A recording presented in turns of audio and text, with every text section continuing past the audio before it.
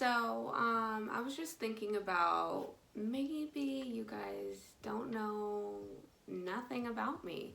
So, I wanted to kind of pop on and just kind of talk about me, my experiences in the deaf community and culture, growing up with deaf parents, and a little bit of anything you want to know.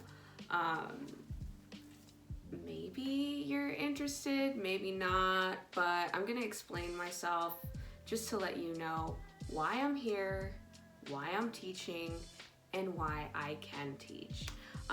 The different thing from me, I'm a hearing person, but I grew up with deaf experiences.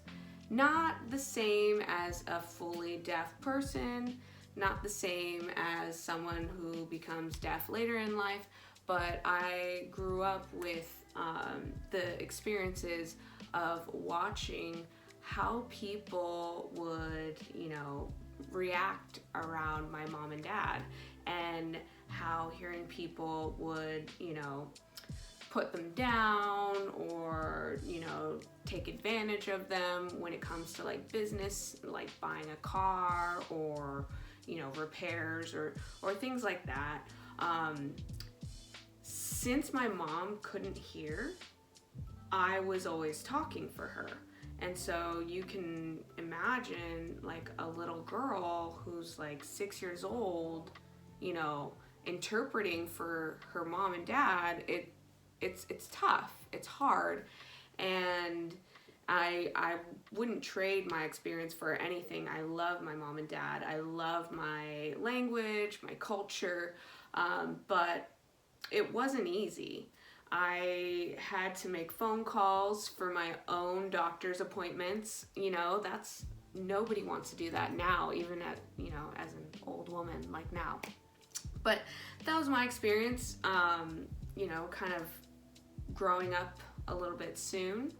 And I feel like maybe that's why I am, more partial to anime, because I, had to grow up so fast. So yeah, I don't know, that was my experience. Another thing that was interesting about having deaf parents was that I could kind of get away with anything. I used to sneak out of the house like every night in high school. I got in a lot of trouble at school, but they couldn't call my mom and dad because they were deaf, and so I would just be like, go ahead, call them, So that was something that I did, and I took advantage of my situation. I'm older now, I've learned, but I was a bad kid before. But I was fun. Another thing to talk about is access and teaching ASL. Why do I teach ASL? Why can I teach ASL? I know it's a little bit controversial about if hearing people can teach ASL. Yes, you can. You can teach ASL. You can, learn it. You don't have to ask permission from a deaf person.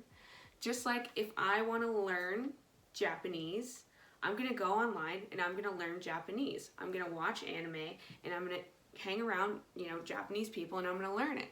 It's the same situation. And I think what's going on is that a lot of people, deaf people particularly, are feeling like, well, it's my language and my culture, and I want to, safeguard it. But you can't do that. You are fighting for access for yourself, and then in turn, you are preventing access for hearing people, right? So for me, I think I see it differently because I was born into the deaf world, but as a hearing person, I am also in the hearing world. Something about CODAs, child of a deaf adult, is that we're always on the fence. We're never going to be part of fully of the deaf world, and we're never going to be fully in the hearing world because our experiences are different. We are specific in the way that we've experienced our, upbringing. So that's where I'm different. Deaf people are like, it's our culture, our language. We need to, cherish it and preserve it and, whatever. And I understand that. I agree 100%. But I've had a few deaf people, kind of attack me, and they said, you can't teach, you're hearing. And I'm like, whoa. I'm hearing, but I'm a coda. My culture, the culture that I was born into, is the deaf culture. When we are children, we learn our language, we learn our culture, we learn our experiences through our parents. If both of my parents are deaf and my cultural experience is the deaf culture, am I not included in the deaf culture, the deaf community? So there's a little bit of like gray lines on the definition of deaf culture, deaf community. Traditionally, you can only be deaf in the deaf culture. The only exception is codas. And so if you are an interpreter, if you're an ASL student, if you are, a mother, father, brother, sister, whatever to a deaf person, you're in the deaf community. You're an advocate, you're included, you're a part of it. But the culture you need to be born into. And so that's why a coda, or just a born deaf person, is the perfect example of what it means to be in the deaf culture. And since ASL is my first language, I feel a bit of pride and ownership for teaching it to hearing people and helping the deaf community and deaf culture. Like, I was a big advocate for helping get deaf people jobs in like normal settings. A lot of times deaf people are kind of like pushed into working for deaf schools and, working in different like stocking at night for grocery stores or whatever, like those little like not like higher end or even like public jobs. Like either you're in the deaf community and you're working in that job, or you're working behind the scenes, doing something that you won't have to interact with customers. Well, I used to work in retail, and I would make it a point to tell the managers and tell the company, I said, we need to hire deaf people. We need to have like equal access for all. And I said, there's a lot of programs you can take advantage of for hiring a deaf person. And that's any business. And so successfully, I got someone hired, And so that's something I advocate for. Also teaching ASL. I teach high school at a private school. I love it. I like to share my experiences, and I feel like I am, really someone that they look up to, and they're like, okay, this is somebody who's in the community, who knows what's going on and has that experience. What about hearing teachers? Hearing teachers are fine. I had a hearing teacher in high school. I had one in college. Most of them were deaf. If you want the best education, go to a deaf person, but a hearing person can give you that access into the language. They don't have to be a coda.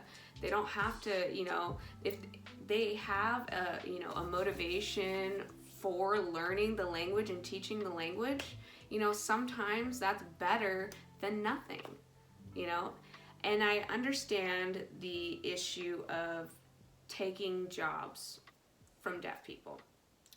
But I will say, if a deaf person wants to teach ASL and they have their degree, they're motivated, they're ready, they can teach it. And if a school or whatever the situation is doesn't hire them, that's where they're in the wrong. And I think if if we look into our history with deaf president now, back in the 80s, where a hearing president was chosen over a deaf president. I think we've come a long way since then. I know there's still some discrimination, but I think now more than ever, people are realizing like, oh, it's better to hire a native signer. That's how I got my job. I had my degree. I was, not really teaching much. I was in a deaf and hard of hearing program as an aide, and then teaching deaf kids for a little bit. And then I applied for teaching ASL, and they were impressed. They were like, wow, you're a natural signer. Like, everyone else, they were like, failed interpreters. And I'm like, that's how I got my start. And if any deaf person wants to come to me and they want a job at my work teaching ASL, let me know. I love it. Come, join my family, join my work. I don't care.